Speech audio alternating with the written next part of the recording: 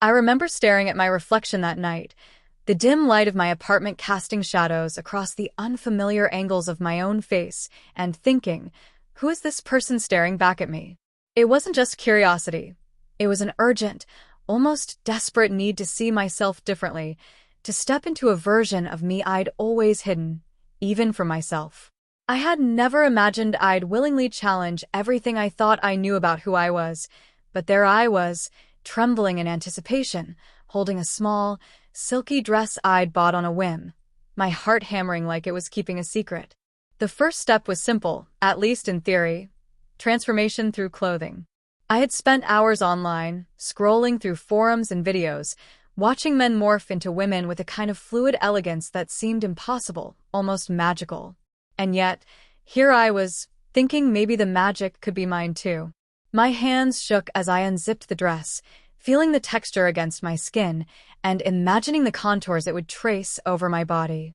Every fiber of it felt like a promise, a daring invitation into an identity I had never fully explored. When I slipped the dress over my shoulders, something unexpected happened. A shiver of recognition ran through me, as if a dormant part of me had been startled awake. My reflection shifted, not physically, of course, but something deep in my psyche responded, a flutter of unfamiliar yet compelling identity. I twirled, hesitantly at first, watching the fabric catch the faint light, and for a moment, the apartment disappeared. It was just me and this strange, exhilarating version of myself, the one I had only dared to imagine in secret corners of my mind. I didn't stop there. The makeup kit I had nervously purchased sat on the counter, like a small arsenal of transformation. I had no real experience, but there was a thrilling freedom in fumbling with eyeliner and foundation, blending and brushing in ways that felt entirely alien.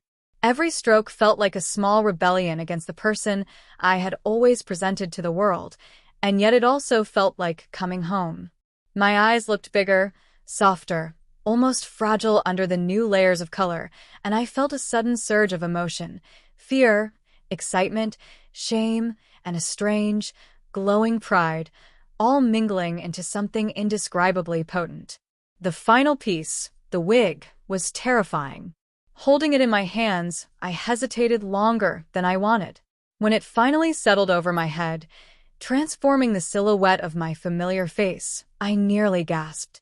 It wasn't just hair, it was the final signature of someone I could almost believe was me, or perhaps someone I was finally willing to let exist. For a fleeting moment, I touched my cheek, tracing the new contours and textures, feeling the weight of both fantasy and reality pressing down on me. And then the phone buzzed. A message from a friend, asking if I wanted to meet up tomorrow.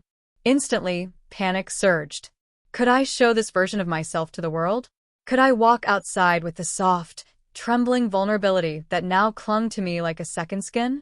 I felt the thrill of possibility collide with the terror of exposure, and somewhere deep in that tension, a decision crystallized. I would take this challenge further, step by deliberate step, and see how far I could truly become the version of me I had always imagined. The night stretched on as I lingered before the mirror, reluctant to remove the layers that felt like protection, like wings, like confession. And in that quiet, solitary hour, I realized this wasn't just play or curiosity. It was a journey that demanded courage, honesty, and the audacity to embrace every trembling heartbeat of uncertainty. I didn't know then how far I would go or what I would lose or find along the way. But I did know one thing: I couldn't turn back. Would you like to continue to the next part? The next morning, I woke with a strange mix of exhilaration and dread. Sunlight spilled through the blinds, painting the room in gold, and my reflection in the mirror seemed different somehow, not just in appearance, but in aura. The dress from last night lay crumpled on the chair, but the memory of it clung to me, like the echo of a new identity I wasn't ready to release.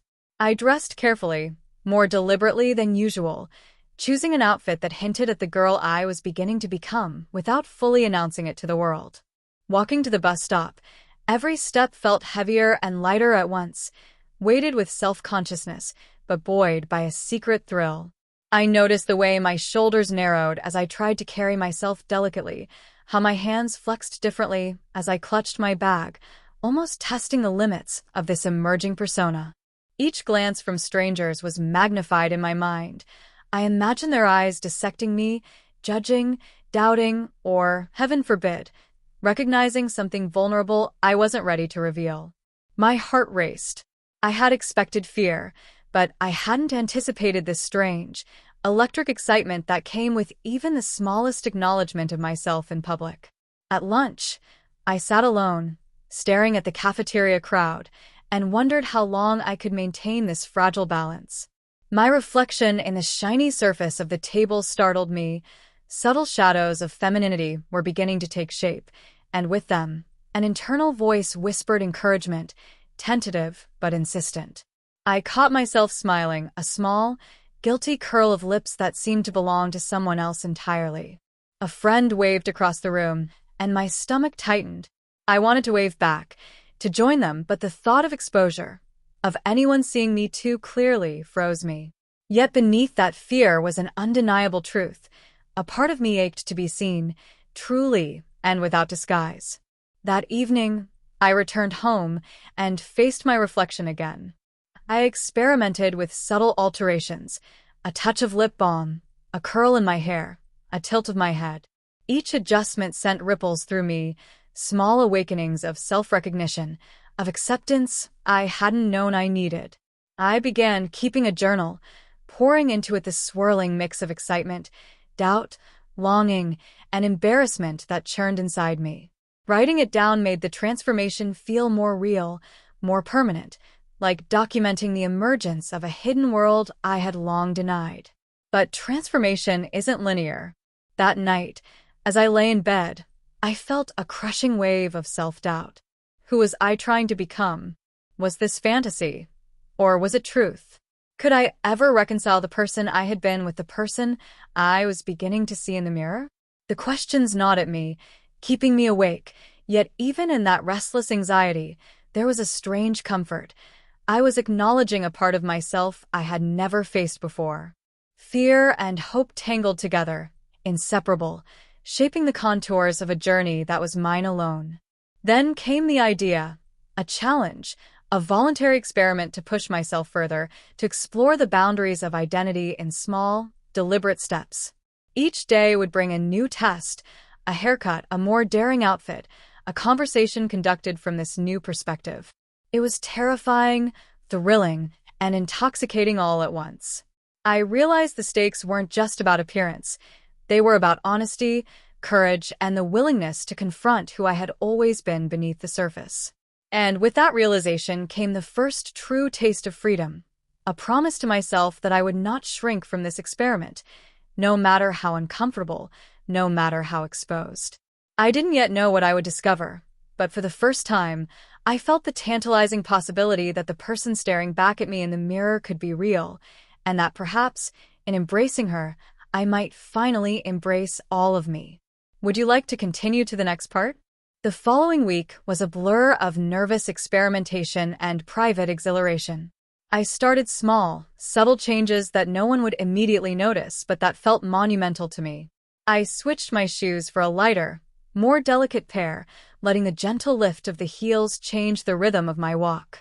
I adjusted the way I held my shoulders, the tilt of my chin, and even the cadence of my voice when I spoke on the phone alone in my apartment. Every tiny shift felt like unlocking a door I hadn't realized was there, a secret passage into a version of myself I had long kept locked away. And yet, the more I explored, the more conflicted I became.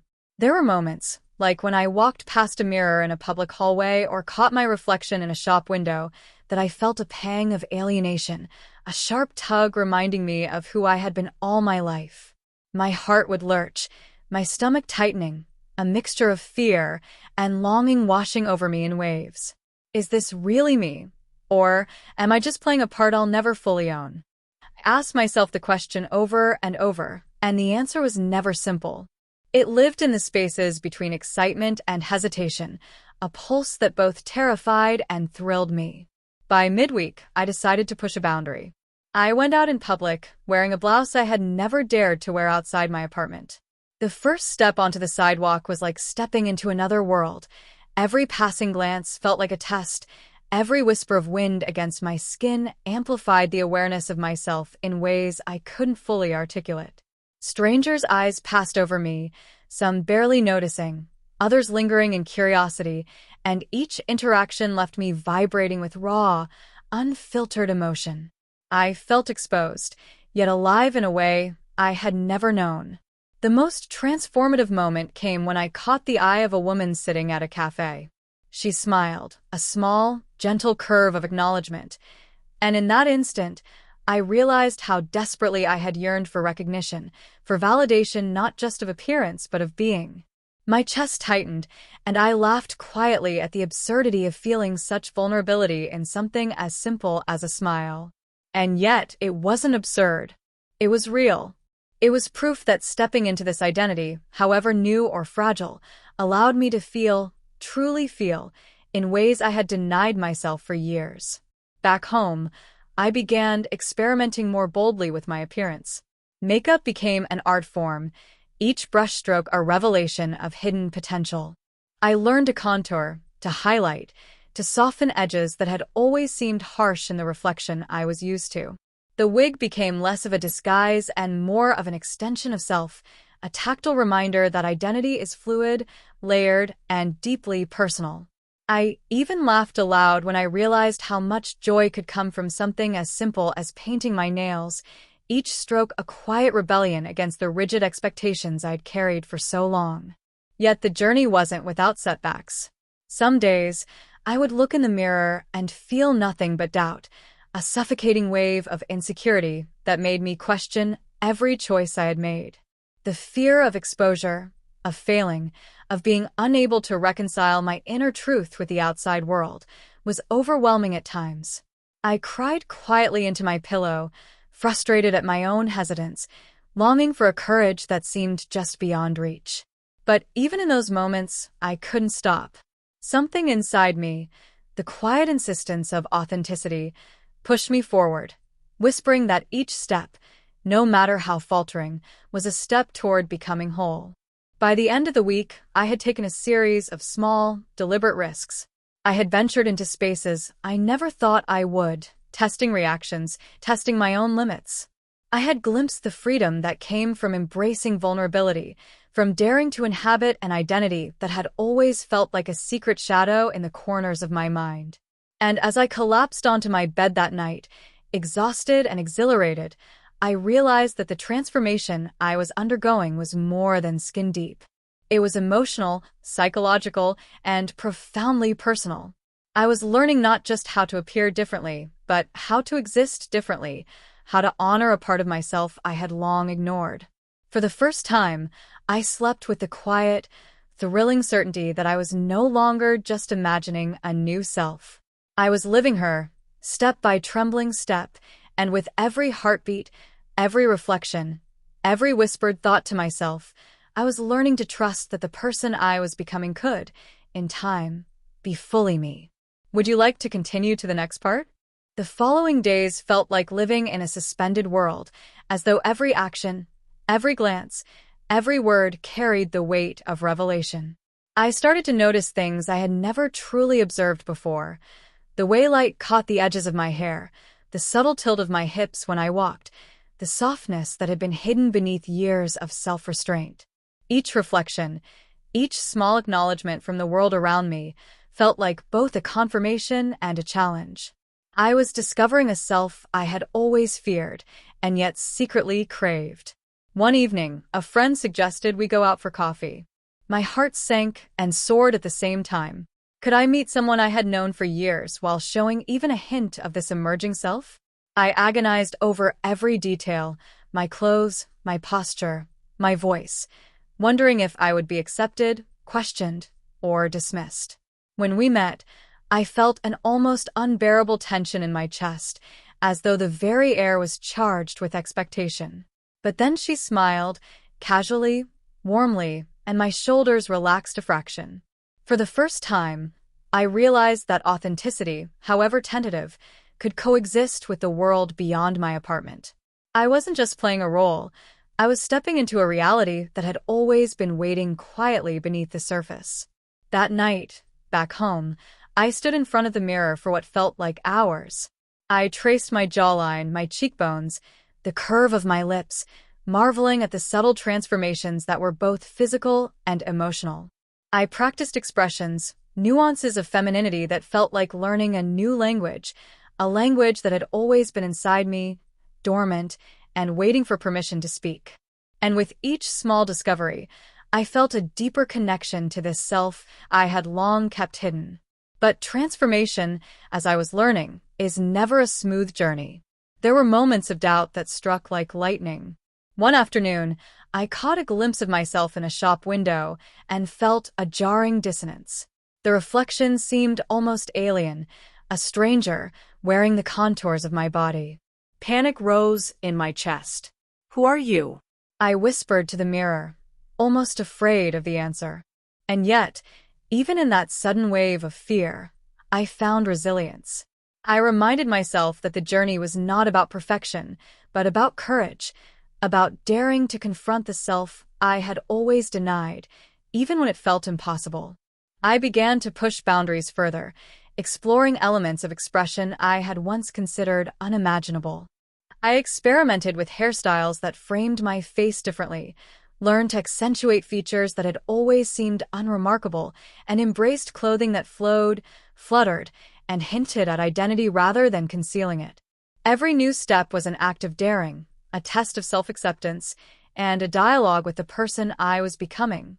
I discovered that femininity wasn't just appearance, it was posture, it was voice, it was rhythm, and above all, it was attitude. One afternoon, as I walked through a quiet park, I felt the culmination of all these small changes. The breeze played with my hair, the sunlight kissed my skin, and for a fleeting, electric moment, I felt entirely whole. There was no pretense, no self-consciousness, no fear of judgment. I simply existed, and in that existence, I recognized a truth I had long denied. The courage to become oneself, even in the smallest increments, carries a power unlike any other. That evening, I sat before the mirror and reflected on the week's journey. The person staring back at me was both familiar and new. I had felt fear, doubt, exhilaration, and liberation in equal measure. I had laughed, cried, and trembled. I had risked exposure and faced rejection, even if only in my imagination, and yet I had persisted. The transformation was no longer merely cosmetic. It had seeped into my thoughts, my gestures, my very understanding of self. I realized then that voluntary feminization wasn't just an experiment in appearance, it was a reckoning, a tender, intricate process of self-discovery. And as I traced my reflection one last time before bed, a quiet certainty settled over me. I was not merely trying on an identity. I was claiming a truth that had always been mine.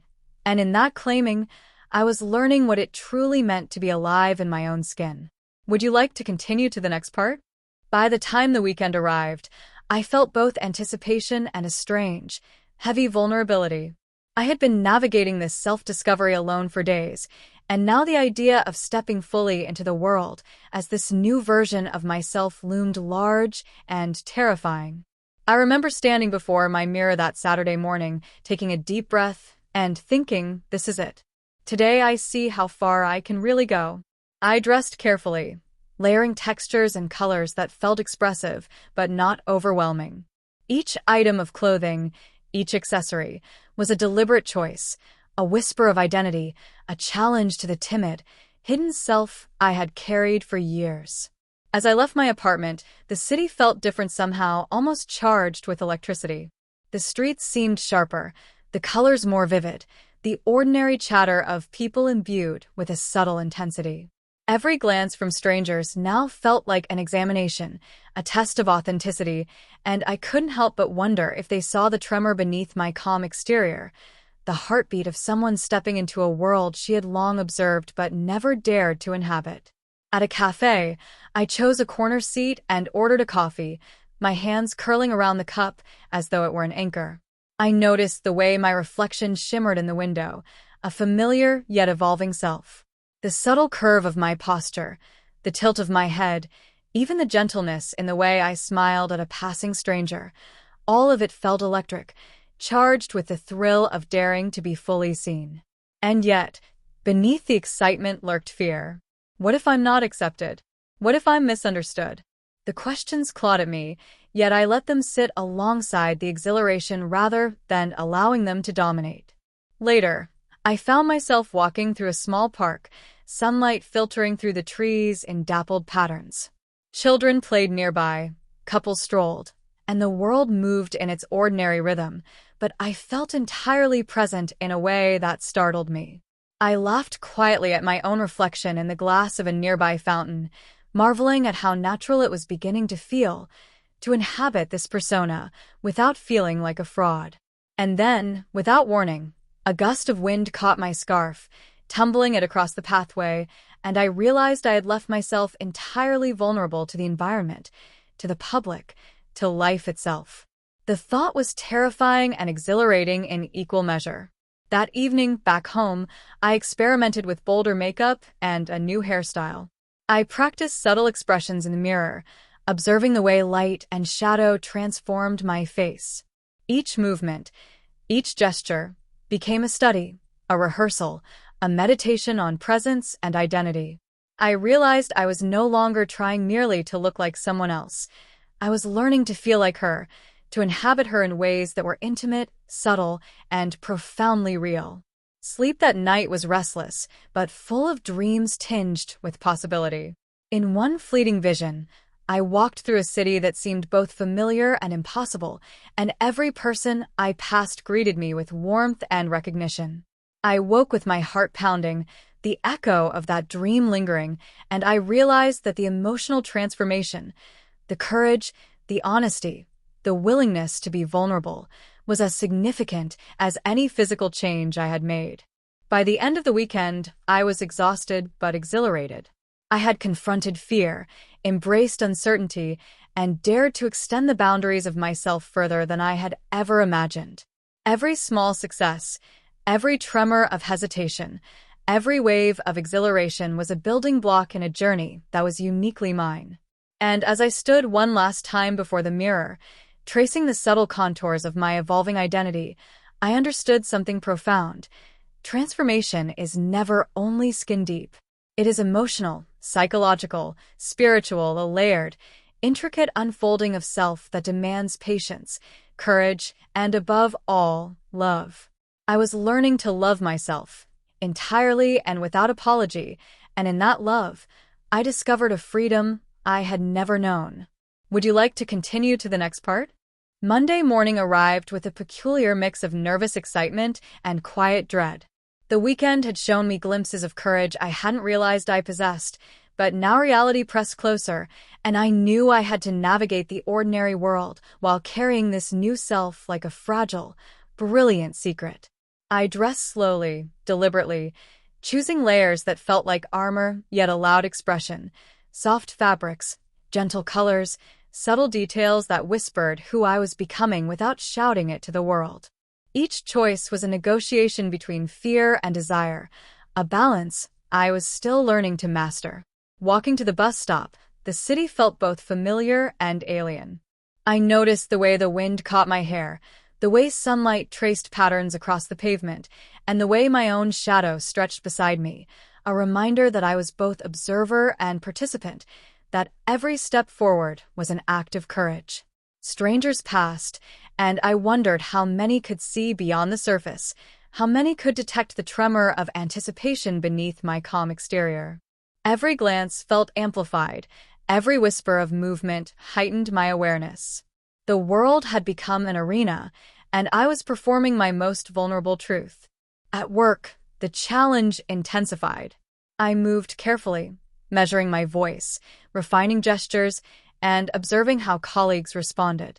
Some glanced at me with curiosity, some with polite indifference, and I realized that each reaction was a mirror reflecting not only who I appeared to be, but who I felt myself becoming. I caught my reflection in the glass of a conference room window and startled at how familiar and foreign it looked at once. I was learning, painfully and beautifully, that identity isn't a single shape or form. It's a fluid, living thing that shifts with intention, context, and courage. Lunchtime brought a small, unexpected victory. A colleague, a woman I had known for months, complimented my outfit and smiled warmly. My chest tightened, a mixture of pride, relief, and disbelief flooding me. I stammered a thank you, suddenly aware of every inflection of my voice, every micro-expression on my face. And yet, beneath the self-consciousness was a quiet, gleaming triumph. I was being acknowledged as I wished to be seen, not as I had been. The sensation was intoxicating, and for the first time, I allowed myself to believe that acceptance, both external and internal, was possible. Evenings became sacred rituals. I experimented with makeup, hairstyles, and clothing, exploring nuances I had never considered. Each reflection in the mirror became a lesson, a dialogue, a meditation on what it meant to inhabit my own skin fully. I practiced expressions, gestures, and movements that felt authentic and powerful, teaching myself to navigate the world not as a disguise, but as an extension of my inner truth. The small victories, the subtle adjustments, the moments of clarity, all of it began to coalesce into a sense of self I had only dreamed of experiencing. Yet transformation is never without setbacks. One night, alone in my apartment, I felt a sudden wave of panic. Doubts surged, fierce and unrelenting. Who am I really becoming? Am I fooling myself? Will anyone ever accept me fully? The questions clawed at me, and I curled into myself, trembling with the intensity of unspoken fear. But even in that darkness, a quiet voice persisted. You are discovering yourself. That is enough. I repeated it over and over, until the tremor subsided, until I could breathe again, until I could face the mirror without flinching. By the end of the week, a subtle shift had taken hold. I walked taller, spoke softer, smiled more easily, and allowed myself small moments of joy I had long denied. I realized that voluntary feminization was no longer a challenge in the abstract. It was a lived, breathing process, a journey of courage, honesty, and intimate self-acceptance. Each day, each step, each trembling heartbeat had brought me closer to a truth I could no longer ignore. I was not pretending. I was becoming. And as I lay in bed that night, exhausted but exhilarated, I finally understood that transformation isn't a destination. It's a continuous, delicate unfolding, a dance between fear and courage, doubt and joy, the self you've always known and the self you've always longed to meet.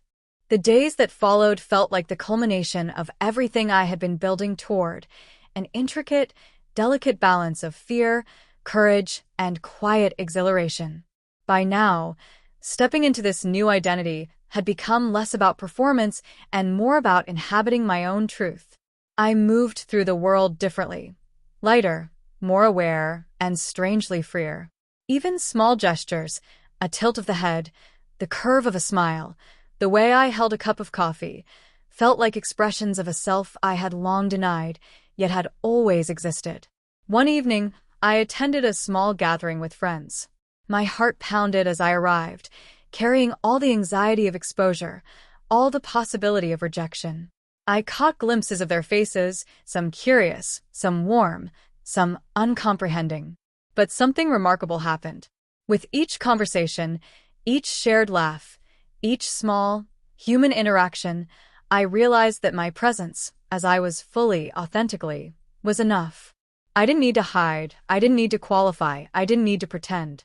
I could simply be, and in that being, I was seen, acknowledged, and most importantly, accepted. Afterwards, I found myself alone on a quiet street, the city lights casting a gentle glow over the pavement. I paused, looking up at the night sky, and felt the weight of weeks of exploration, doubt, triumph, and transformation settle into a quiet, steady rhythm within me.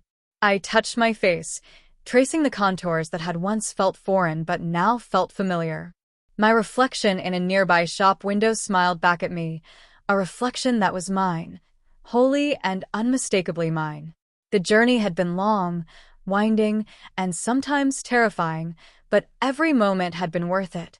Back in my apartment, I stood before the mirror one last time that night, letting my hands linger over my hair, my cheeks, my neck. I thought of every small step, every risk, every trembling heartbeat that had carried me here. The emotional turbulence, the moments of elation, the waves of fear, they had all been threads woven into a tapestry of discovery.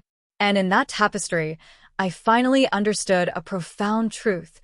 Transformation is not about changing who you are, but about uncovering the self you've always carried, patiently and quietly waiting to emerge. I took a deep breath, feeling an overwhelming mixture of relief, pride, and serenity.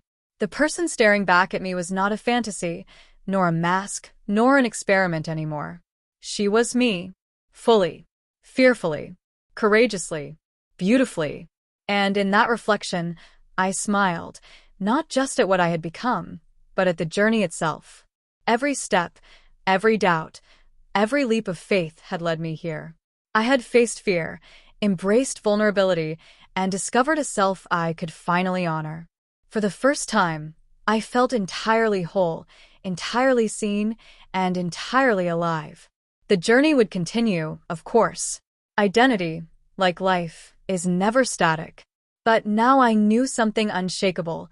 I had claimed the courage to step into truth, and in doing so, I had discovered the most extraordinary freedom of all, the freedom to simply be me. And that night, as I turned off the lights and let sleep carry me, I felt it in every heartbeat, the quiet, radiant certainty that I had finally met myself.